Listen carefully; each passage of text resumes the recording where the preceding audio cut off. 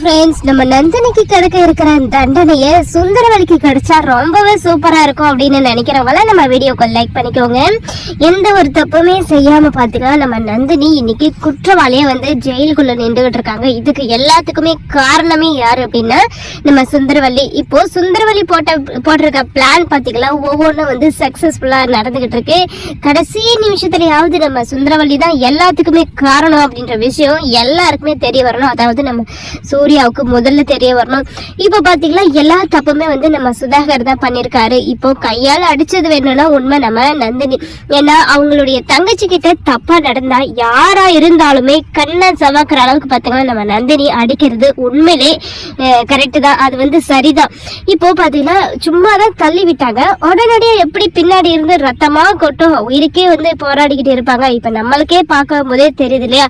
இப்போ இந்த கண்ணை மூடி திறக்கிற நிமிஷத்துல பின்னாடி இருந்து பாத்தீங்கன்னா தலையில யாரோ அடிச்சிருக்காங்க. யாரோ இல்ல, நம்ம சுதாகருடைய ஆளுங்க அடிச்சிருக்காங்க. அடிச்சது மட்டும் இல்லாம அந்த அளவுக்கு ரத்தமும் கொட்டி போயிடுச்சு. இப்போ ஹாஸ்பிட்டலுக்கு தூக்கிட்டு போயிட்டா பாத்தீங்கன்னா ரொம்பவே கிரிட்டிக்கல் கண்டிஷன் தான். எங்களால வந்து உயிர் பிழைக்குவாரா இல்லையானே சொல்ல முடியாது அப்படின்ற மாதிரி வந்து அவ்வளவு ஒரு சீரியஸா இருக்காங்க அப்படின்ற மாதிரி பாத்தீங்கன்னா அந்த டாக்டரும் சொல்லிட்டாங்க. இப்போ பிரசிடென்ட் பாத்தீங்கன்னா செம்ம கோபத்துல இருக்காரு நம்ம நந்தினி மேல. ஏன்னா நந்தினி தான் வந்து என் பையனை வந்து கொலை பண்ண முயற்சி பண்ணியிருக்கா. இப்போ அவ வந்து சாக கிடக்குறான். ஆனா இந்த நந்தினியை விடவே கூடாது, அவளுக்கு வந்து ஆயுள் தண்டனை வாங்கி கொடுத்தே ஆகணும் அப்படின்ற மாதிரி அவங்க ஒரு பக்கம் பிளான் பண்ணிட்டு இருக்காங்க.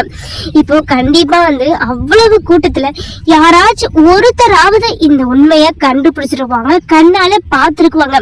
இப்போ பார்த்திருந்தாலும் மட்டுமே யாருமே வந்து முன்னாடி நின்று நான் தான் பார்த்தேன், இப்போ சுதாகருடைய ஆளுங்க தான் வந்து பிரசிடென்ட்டுடைய பையனை கொலை பண்ண முயற்சி பண்ணது அப்படின்ற மாதிரி யாருமே வந்து சொல்லவே மாட்டாங்க.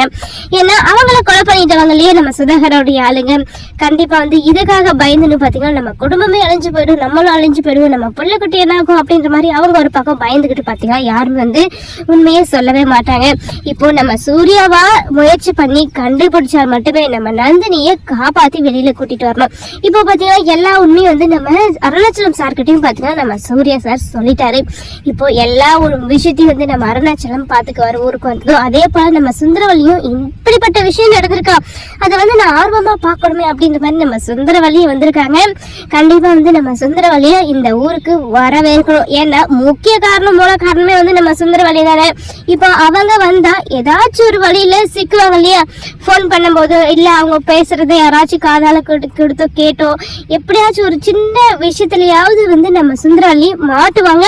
அதுதான் வந்து நம்மளும் எதிர்பார்த்து இருக்கோம். குடி சீக்கிரமே வந்து நம்ம நந்தினி மேல எந்த விதமான தப்புமே இல்லை அப்படின்னு நிரூபிச்சுட்டு வெளியில வர போறாங்க. எல்லா தப்புமே வந்து சுந்தரவல்லி மேலதான் அப்படின்ற மாதிரி அவங்க ஒரு பக்கம் போலீஸ் ஸ்டேஷனுக்கு போக தான் போறாங்க. அதே போல எல்லாத்துக்கும் மூல காரணம் யாரு நம்ம சுந்தரவல்லி அப்படின்னா இன்னொரு ஆளும் வந்து நம்ம சுதாகர்.